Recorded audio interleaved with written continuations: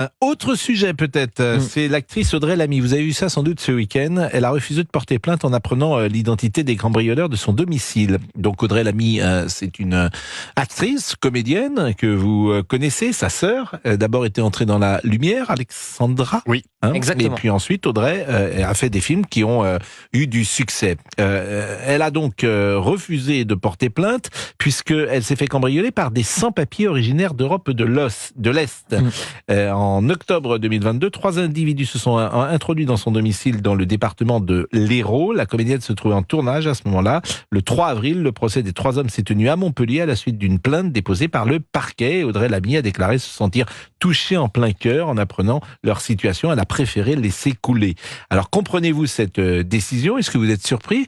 On est avec Dominique d'abord, qui est avocat. Bonjour Dominique, et merci d'être avec nous. Bonjour à tous. Merci d'être avec nous. Quel est votre sentiment? La comédienne se trouvait en tournage au moment des faits, qui se sont soldés par le vol de sacs à main, de luxe et de bijoux, un rapt dont la valeur s'élève à 18 200 €. Et je rappelle, ces individus sont d'origine italo-bosniaque, des immigrés d'Europe de l'Est en situation irrégulière en France. Ils n'en sont pas à leur premier coup d'essai en termes de cambriolage. Le trio est déjà poursuivi pour une quinzaine de vols réalisés en 2022. Dominique, votre avis?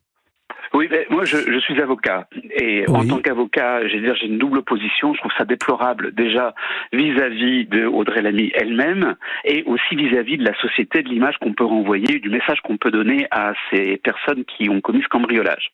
Déjà vis-à-vis d'elle, mais c'est complètement ridicule. C'est-à-dire c'est le bobo woke tel qu'on le connaît qui glorifie les délinquants ou qui a une image un peu naïve ou un peu une image d'Épinal du délinquant dont on fait forcément une victime. Donc moi, c'est votre interprétation. Elle n'est pas obligée d'aller aussi loin, mais moi déjà, je voudrais bien savoir si elle a fait une déclaration d'assurance, parce que c'est bien beau de dire je renonce à la plainte contre vous, mais d'être indemnisé par son assurance, ça mange pas de pain. Mais en tout état de cause, moi, ce que je trouve, ça fait un peu, écoutez, maintenant, je ne suis pas à 18 000 € près, je vous fais grâce. C'est un peu Christian, qui nous appelle régulièrement. Alors je vous préviens, Christian, il est, je crois, chauffeur routier. Oui, et puis c'est vrai qu'il est assez offensif parce qu'il est plutôt militant de la France insoumise. Donc Christian, vous avez peut-être envie d'échanger avec Dominique sur ce point? Ce que j'entends, c'est aberrant.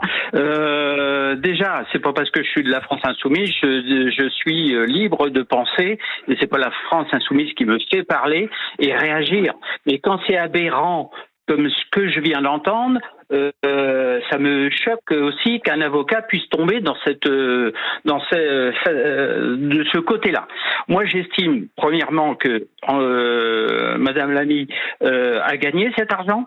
Elle en fait ce qu'elle veut. Si elle avait voulu en donner à ces gens-là qui sont sans papier, c'était totalement son droit.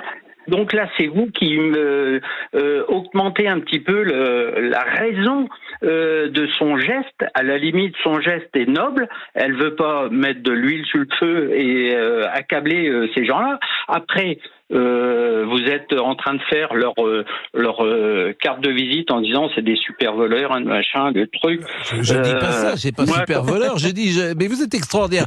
Je dis, j'égrène les faits. Enfin, vous êtes formidable. Je ne dis pas c'est des super voleurs. Vous me prêtez des mots que je n'ai pas dit. J'ai simplement dit, ces individus ont été déjà pris à l'occasion d'une quinzaine de vols réalisés en 2022. C'est tout. C'est vous qui dites super voleur.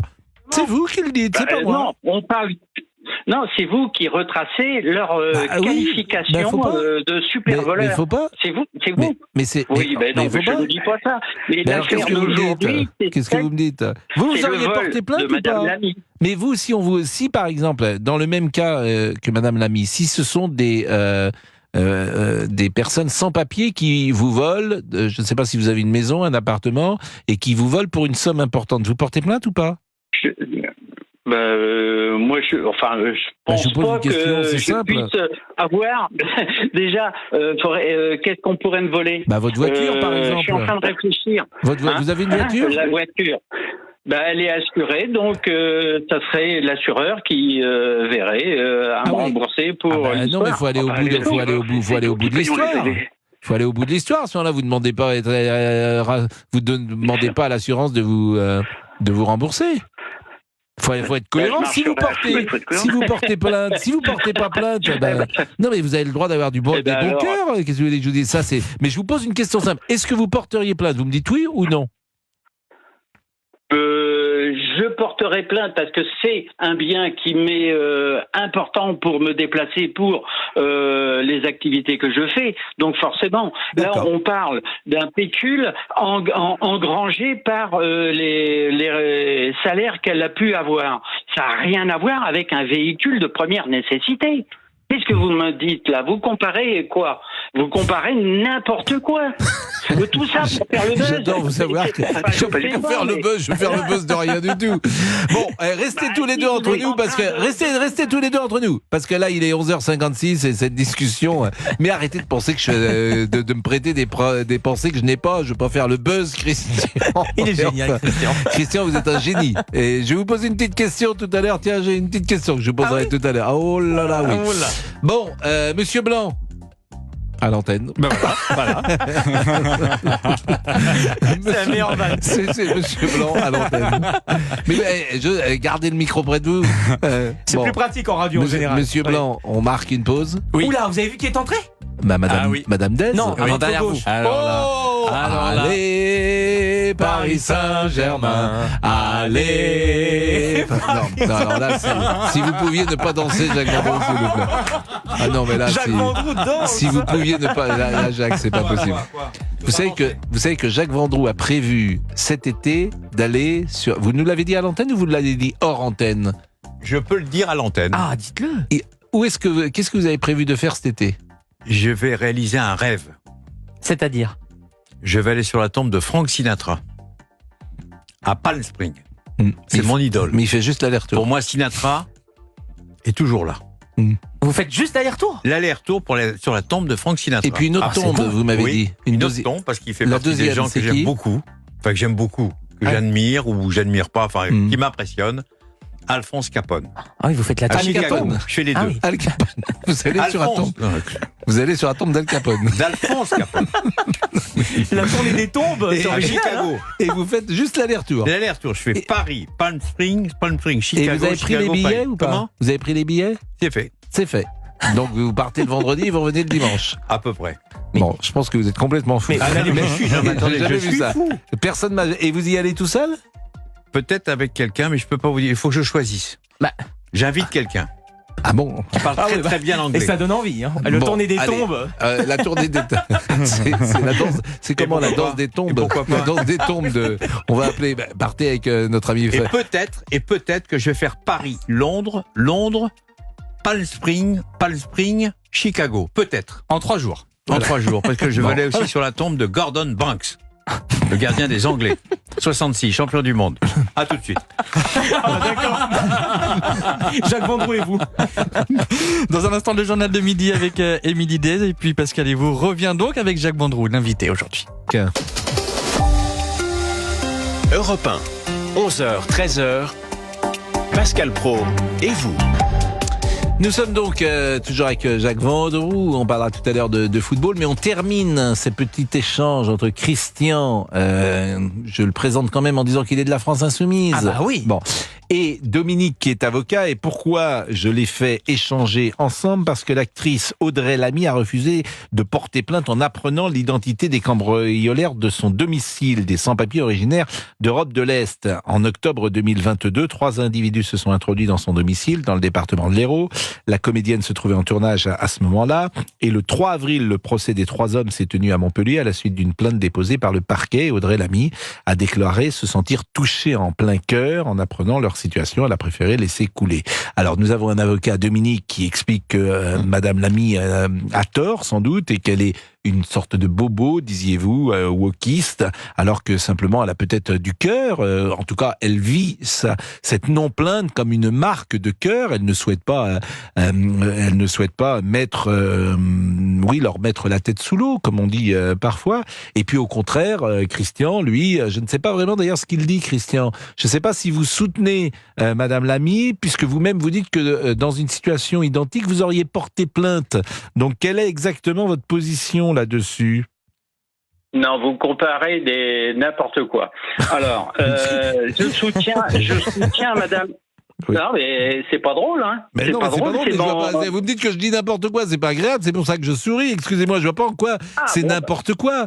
Parce que vous comparez. Alors, c'est comme si vous compariez une tirelire et une autre tirelire. Bon, Madame Lamy a gagné de l'argent. Bon, elle s'est payée des choses de seconde nécessité, on va dire, des sacs, des bijoux, machin. Ça, c'est son propre. Moi, mon véhicule... Donc on porte plainte. Donc alors si on vous avait volé quelque chose de seconde nécessité, par exemple une télévision, donc vous portez pas plainte. Quand c'est votre voiture, vous portez plainte. Ma tirelire. C'est quoi votre tirelire ? J'ai le droit d'avoir une tirelire. Oui, d'accord. Oui, enfin. Bon, une tirelire, qu'est-ce que vous appelez une tirelire ? Une tirelire avec un petit cochon où on met de l'argent dedans ? Oui. Vous avez une tirelire ? Oui, une tirelire. Oui. Parce que vous ne faites pas les enveloppes pour partir en voyage, pour partir en vacances, pour acheter quelque chose que vous auriez. On met de l'argent de côté. Donc ça s'appelle une tirelire. C'est ça ? Oui, mais c'est peut-être vieux jeu ce que je dis. Non, mais alors moi, ce que je vais vous dire, vous me parliez de voiture. Si je peux avoir 2 secondes pour expliquer. Vous compariez les sacs à main et les bijoux de Madame Lamy à ma voiture de première nécessité. Mais je vais vous dire que c'est justement dans l'heure d'aujourd'hui avec Monsieur Tavares. Vous allez me dire, ça n'a rien à voir. Ben si. Moi, quand je suis parti en retraite, ma prime de départ, je l'ai mis dans l'achat d'une voiture. Ma femme étant Parkinson, j'ai pris un véhicule de confort. C'est un véhicule Citroën avec des moteurs Stellantis ou un truc comme ça, les fameux moteurs PureTech qui, à 70 000, la courroie de distribution a lâché, à 90 000, le moteur est mort, et on m'a dit, on peut rien, elle est plus sous garantie. Donc, mon investissement, je l'ai eu dans le baba. Et aujourd'hui, on donne 36 millions à un directeur qui fabrique, qui met en place. Moi, j'aimerais bien que vous demandiez à toutes ces personnes qui ont subi le même choc que moi, c'est-à-dire d'avoir une voiture inutilisable et qui est de première nécessité, parce que pour aller au rendez-vous je suis d'accord avec vous, mais c'est pas exactement notre sujet. Convenez que c'est pas... Alors, monsieur Dominique, qui est avocat, vous répond en revanche sur la plainte d'Audrey Lamy, parce que c'était ça qui nous intéressait, et il vous répond, et après on change de sujet. Alors, très rapidement, Pascal, déjà, on vous fait un mauvais procès, vous ne faites que rappeler les choses de façon objective, notamment le casier judiciaire de ces personnes, et tant pis si ça fâche Christian qu'ils aient un casier judiciaire. Je ne pense pas que ces personnes méritent la bienveillance d'Audrey Lamy au vu de leur pédigré. Ça, c'est une chose quand même à dire. Et puis, deuxième chose, moi, qu'est-ce que je dis à mes clients qui sont eux-mêmes victimes d'un cambriolage? Je leur dis, vous êtes des sans-cœurs parce que vous allez déposer plainte. Alors regardez, Audrey Lamy, elle a eu pitié de ces pauvres cambrioleurs. Donc vous voyez, on est dans une inversion des valeurs totale. Elle fait ce qu'elle veut. Bientôt, ce seront des victimes qui auront mauvaise conscience. Écoutez, moi, Audrey Lamy, comme je suis plutôt attaché à une forme de libéralisme dans tous les domaines, je trouve qu'elle fait ce qu'elle veut. Voilà, si elle ne souhaite pas porter plainte, c'est son droit. La seule chose qui m'ennuie là-dedans, c'est que ça se sache. Parce que je me méfie toujours, après, lorsqu'on est une personnalité et qu'on met en place ce type de choses. Je trouve que la charité, c'est anonyme. Je me méfie toujours lorsque quelqu'un donne de l'argent et dit qu'il donne de l'argent. Donc c'est la seule limite que je pourrais faire. Alors comment est arrivée cette information ? Est-ce que c'est elle qui l'a donnée ou pas ? Je n'en sais rien. Si c'est elle qui l'a donnée, effectivement, je mettrais ça en perspective d'une manière différente. Mais peu importe, et c'est bien que les uns et les autres aient le choix, dans un pays libre, de pouvoir faire ce qu'ils veulent.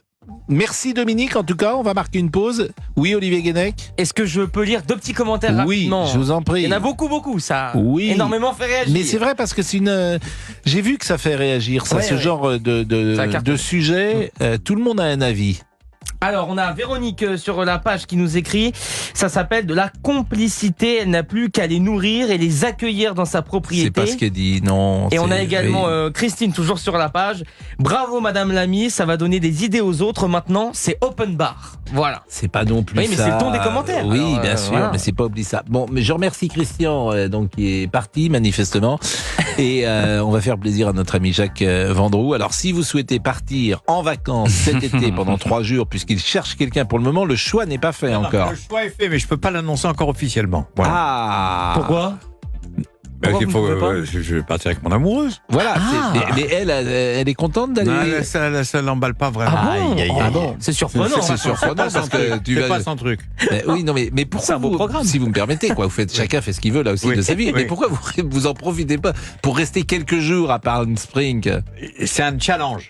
Gordon Banks, Frank Sinatra, Alphonse Capone, et à côté d'Alphonse Capone, j'ai oublié de vous le dire, parce qu'il avait mis dans son caveau, Frank Nitti. Frank Nitti, d'accord. Qui était son adjoint, qui était son directeur de cabinet. D'accord. Ils sont en plus. Non, ils sont l'un à côté de l'autre. Pas ensemble dans le même caveau, mais ils sont l'un à côté de l'autre. Mais donc, et le voyage va durer combien? 3 jours ou 4 jours? Ça va durer 3-4 jours. Je suis en train de m'en occuper. Mais là, on fait l'aller-retour, c'est un fun. Donc il y a un décalage horaire important. C'est un moment de folie. Oui, ça, c'est un vrai moment de folie. Mais vous n'allez pas profiter, si? Mais si, il va profiter. Je vais profiter, je vais prendre des photos, je vais envoyer des vidéos à Pascal. Il a déjà mis le costume d'Al Capone là ce matin. J'ai mis le costume d'Al Capone. Il a déjà mis donc. Voilà. Bon.